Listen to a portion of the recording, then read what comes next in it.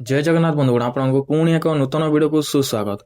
तो जदि आपण प्लस थ्री पाठ पढ़ुंट तेज एणिकी सबु सेमिस्टार रे आपन को सब्जेक्ट रजिस्ट्रेशन करने को हम यह न करवा जाए आपन को सही सेमिस्टार रे एग्जाम सीट मिलिबो नहीं। यही सब्जेक्ट रजिस्ट्रेशन करने बाध्यतामूलक। तो यह करने प्रथम आपको आपन कॉलेज रु एग्जाम नंबर टी आनिया को हम जहाद्वारा कि आपन से एग्जाम नंबर एवं पासवर्डटा देकी लॉगिन करेंगे। तो चलते डेरी न करिकी यार विषय डिटेल जानी नवा। तो यह करने प्रथम आप कौन से एक ब्राउजर ओपन करेंगे। ब्राउजर टी ओपन कर सारा पर से यूनिवर्सिटी को सिलेक्ट करेंगे। तो आप यूनिवर्सिटी जो से यूनिवर्सिटी को आपठारे सर्च करेंगे। एति सर्च कलापर आपको आगे एपरी एक इंटरफेस देखा मिल। तो एठारे आपको प्रथम से यूनिवर्सिटी नाम टी देखा मिल तार ऊपर क्लिक करेंगे। देन आप तार होम पेज को रिडायरेक्ट हो सेठारे आपको देखा मिल एग्जामिनेशन। तार ऊपर क्लिक कलापर आपको देखा मिल एग्जामिनेशन मैनेजमेंट सिस्टम। यार ऊपर क्लिक करेंगे। देन आपको आगे एपरी एक इंटरफेस देखा मिल।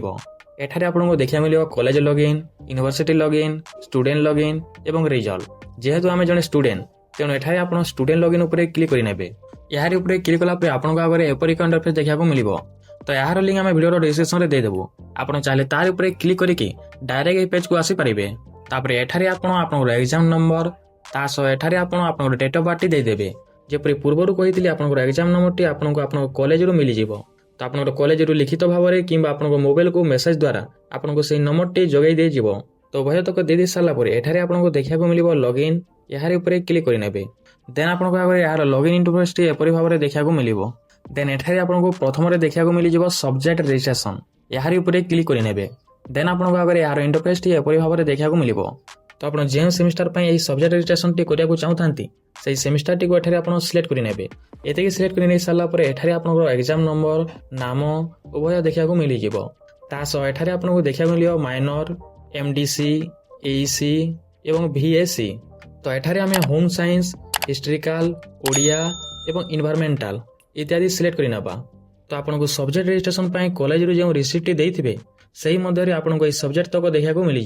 तो आपको से रिसीव अनुजाई आप समस्त सब्जेक्ट को एठारे सिलेक्ट करेंगे। एतिक दे सारा पर एठारे आपको देखा मिल सेव। यार ऊपर क्लिक करेंगे। सेव ऊपर क्लिक कर सारा पर एठारे आपको देखा मिल फाइनल सबमिट। यार ऊपर क्लिक करेंगे। देन एठारे आपको सेकेंड देखा मिल फी पेमेंट फॉर्म फिलअप। यार ऊपर क्लिक करेंगे। देन आपको आगे एपरी एक इंटरफेस देखा मिल। तो आप जो सेमिस्टार पर रजिस्ट्रेशन करते से सेमिस्टार टी को एठारे आप सिलेक्ट करेंगे।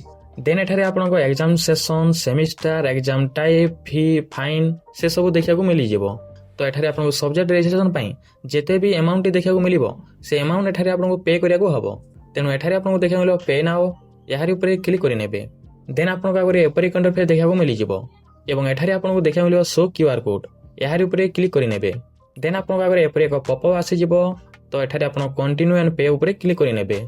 देन आप फोन पे, गूगल पे जहाँ भी यूज करती ता द्वारा स्कैन करके एठारे आप पेमेंट कर पारे। पेमेंट कर सारा पर आपको आगे एपरी एक इंटरफेस देखा मिल। एठारे आपको देखा मिल your payment was successful. Then एठारे आपको देखा मिल व्यू रिसीव। यार ऊपर क्लिक करेंगे। देन आप सब्जेक्ट रजिस्ट्रेशन रिसीप्ट आपको एपरी भाव में देखा मिल। एठारे आपको देखा मिल प्रिंट। यार ऊपर क्लिक करके आप यार प्रिंट आउट कि सेव कर पारे। तो एमती प्रोसेस रे आपण सब्जेक्ट रजिस्ट्रेशन करिकी आपन सही सेमिस्टार रो एग्जाम पई आपन सीट टी को कंफर्म करे नै पारिबे। आशा करूछु आपन को ए वीडियो टी भलो लागिथिबो। तो जदि वीडियो टी भलो लागिथिबो तबे नियाति भाबरे वीडियो को गोटे लाइक करि नेबे एवं चैनल को सब्सक्राइब करबा सहित बेल आइकन टी को ऑलवेज सेट करि नेबे जहा फल रे आगु आसीबा समस्त वीडियो सर्वप्रथमे पाई पारिबे।